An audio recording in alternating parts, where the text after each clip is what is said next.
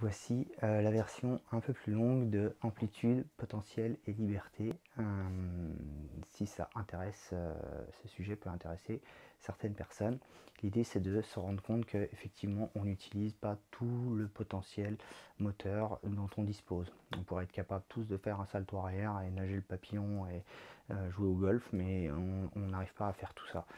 En tout cas, quand on le fait, c'est quand même pas terrible. Voilà. Par contre, où les gens ont une très faible activité motrice, donc sont les sédentaires, où les gens se spécifient dans une ou deux activités, trois activités.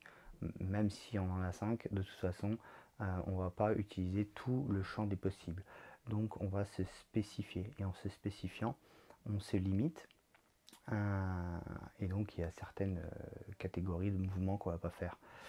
Et puis on va développer donc les pathologies en lien avec cette spécificité. Ça veut dire que la spécificité finalement, ça fait de nous des personnes qui ont raison dans leur discipline et qui défendent donc fortement cette discipline-là.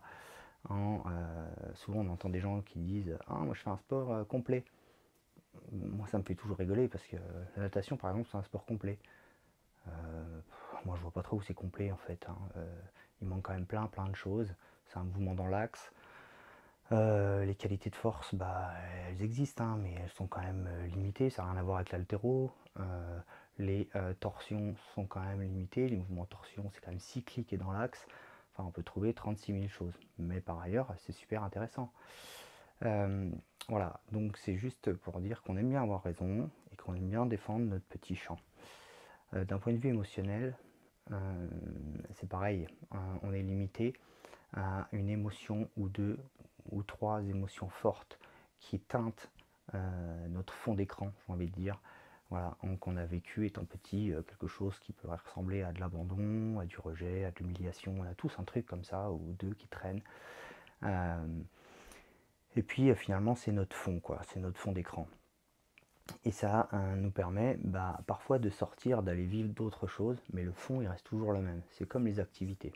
On sort parfois un petit peu, on n'est pas super à l'aise ailleurs, donc on revient à notre activité ou nos activités principales.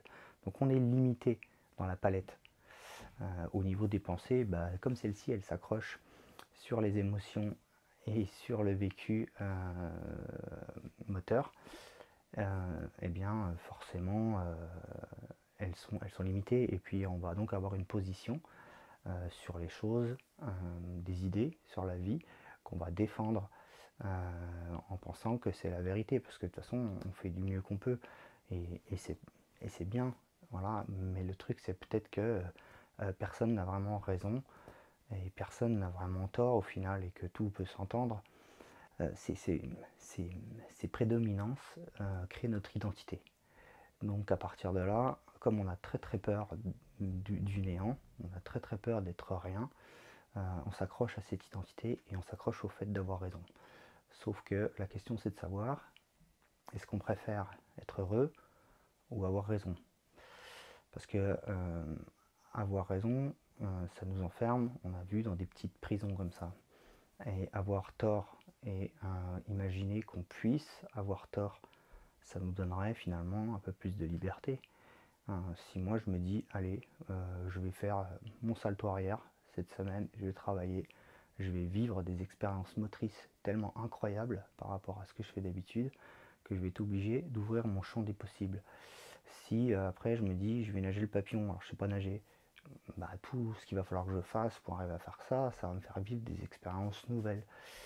Et tout ça fait que je vais avoir une ouverture, et à chaque fois je vais découvrir un petit peu des moments de joie, et ça me fait vraiment penser au développement de l'enfant et du bébé, notamment entre 0 et 1 an, qui passe quand même pas mal de temps à essayer à découvrir et à explorer, voilà, à explorer et à jouer.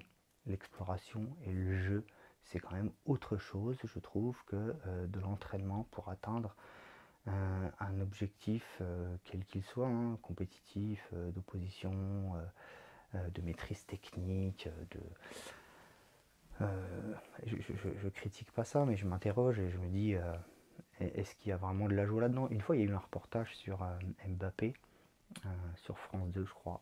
Et on voyait que le type, il s'en foutait de tout. Ce qu'il voulait, lui, c'était jouer.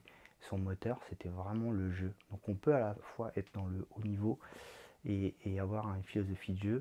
Et on peut être dans une activité, par exemple, d'expression, comme la danse, que je trouve vraiment, c'est vraiment stupéfiant ce qu'on fait avec son corps, hein. Et par ailleurs, être sur un mode compétitif. Et alors, l'esprit avec lequel on arrive dans les activités reflète un petit peu notre état de joie ou de non-joie. Voilà. Donc les activités, si elles sont choisies dans l'idée de jouer et d'explorer, bah, finalement, elles sont dans la poursuite de ce qui est prévu au départ. Par contre, toutes ces activités où j'essaye de me créer peut-être un corps idéal ou ouais, une silhouette particulière, enfin essayer de ressembler à quelque chose, essayer de ressembler à quelqu'un d'autre, bah, finalement quelqu'un d'autre, la place est déjà prise, quoi. Donc on est en train de se battre en essayant de défendre sa position pour atteindre quelque chose qui nous fait finalement souffrir au quotidien. C'est une émotion de frustration, c'est un combat. Il y a pas mal de gens qui sont là-dedans, hein, et je sais que tout au fond d'eux, eh ben, ils sont au courant de ce qu'ils sont en train de faire, mais après c'est l'acceptation, c'est autre chose. Alors le lien entre tout ça, ça pourrait être le fascia, parce que le fascia, il est réactif aux structures motrices qu'on lui propose. C'est-à-dire que nos structures, nos tissus s'adaptent à la sollicitation, aux sollicitations qu'on leur propose. Donc petites amplitudes, fascia rétrécie, grandes amplitudes, fascia qui veut bien y aller, mais grandes amplitudes en forçant par des étirements plus ou moins violents, etc. Le fascia va se défendre, le fascia répond aux émotions, le fascia est en lien avec les pensées, et quand on sait que la fréquence en hertz des pensées est moindre que la fréquence des émotions, qui est moindre que la fréquence des sensations, alors on pourrait se dire que ça serait quand même super intéressant de faire des mouvements qui relancent sans arrêt le système sensoriel, à la base duquel on trouve toutes les informations internes en fait. Voilà, donc la proprioception, le vestibulaire, tout ce qui est tactile, tout ce qui est respiration, tout ce qui est connexion avec le cœur, etc. Donc voilà, la proposition c'est de dire est-ce que je fais une activité qui est quand même toujours un peu la même pour